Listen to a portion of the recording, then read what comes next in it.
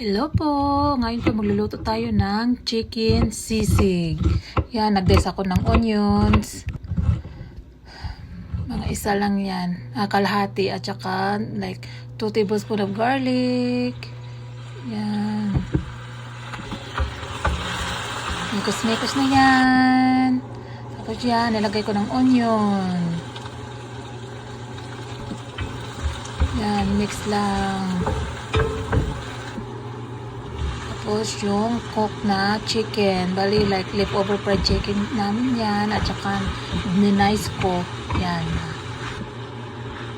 Yan, mix. Lagyan ng asin. Kunting asin. At kunting paminta. Yeah, para malasa ang ating sisig.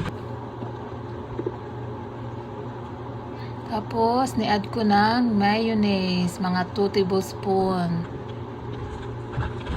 Yan. Mix ulit.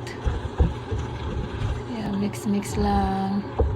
Tapos, nagprito ako ng isang itlog. Yan, bahala ko kung ilang prito ng 2 itlog. Ganun. Akin isa lang. Okay na yan. Yan. Tapos yan na, luto na siya. Tapos nilagay ko yung itlog, yung fried egg diyan. Itlog. Tapos nilagyan ko ng green onions. Para may konti namang kulay. At saka yung slice na lemon. Wala kasing kalamansi dito. Kaya, yan slice lemon na lang binaputit. Yes, thank you!